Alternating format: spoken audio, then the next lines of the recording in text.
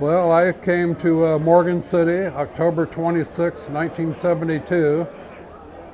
Went to Lil's Elbow Room, which is in Berwick, because that's where our instructor said, go to Lil's and you'll find work. And there was 6 of us that walked in, and 4 went to work that night, and the other 2 went to work the next day. So that was 72. I stayed in the business for 25 years as a diver, a tender, a diver, a supervisor, then into the office. I ran parts of Martech and American Oilfield Divers over the years. 4 years ago, I had the idea for this monument that we've built, and every person, every company, everything we touched, everything we asked, people said yes. I mean, the city of Morgan City said, oh yeah, we'll give you the land, you can put it right there. Oh, you need concrete, we'll do the concrete. And the rest of the town, the Canadas, Rouses, G&J, the community really supports this. It's a good thing for the community with the people that come in for the memorial, or the monument, actually. So everybody wins. It brings people together that haven't seen each other for many, many years. They reconnect, and that reconnection continues. A few of the young people are here, and I wish we could get more of the young people.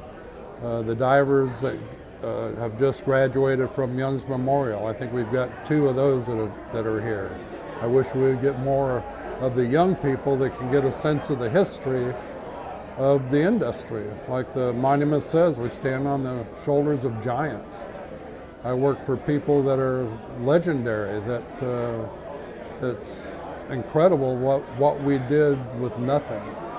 We learned how to survive underwater, basically unassisted by anybody. We had some general guidelines from the U.S. Navy, but they don't do what we did. They don't go down and spend 6 hours putting the flange together. They don't, it's comparable, but it's not really comparable. And it's been a fabulous life. Like I say, I was in the business for 25 years. I enjoyed 99.99% of that 25 years. Yeah, 72, I went to work for WECO, and that was Wells and Cook Diving in Bayou Vista. WECO Welders. That WECO Welders, they morphed into the WECO Welders. I worked for Coleman Wells over there for a few years, and working for him, it was all shallow water, it was all pretty straightforward oil field support, but I was straight out of school. I learned how to survive in the water. I learned how to do the jobs. I learned how to work with zero visibility. If you look at the water around here, it is muddy. You can't see, so you're doing things by feel. And pretty soon you can, and I still use it, you build the ability to know where things are. And if you put a wrench down there, you can go do this and jump over the flange and come back, and an hour later and you're reaching this right where you're reaching. Your mind, your body takes care of you like that. Started with Wells and Cook. Continental Diving was a local. I worked here, worked up to be a supervisor with them. I was a diver for Oceaneering for a while.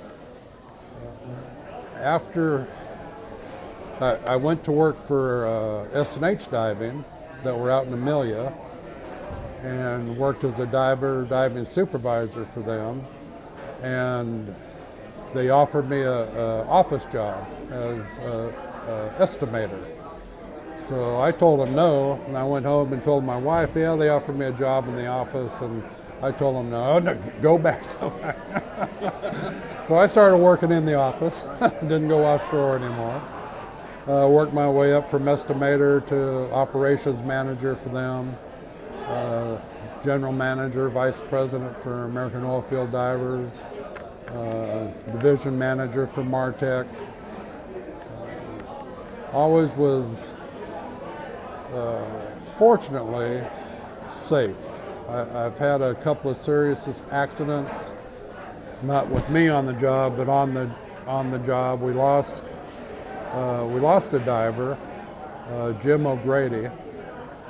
They're at Martech 70, no, not 70, 98, 99, somewhere, maybe even 2000. I got the years all screwed up, I don't know when. Anyway, we had a job out and we were done for the day, and he puts his snorkel tube on and a spear gun and jumps over the side, and we never see him again. So he just disappeared. We have no idea. Of course, we searched and just disappeared. So that's a different one than most of the accidents in the Gulf. But yeah, I did that, and then 4 years ago, I moved to Kansas, and I woke up one day and had this idea for an oil field divers monument.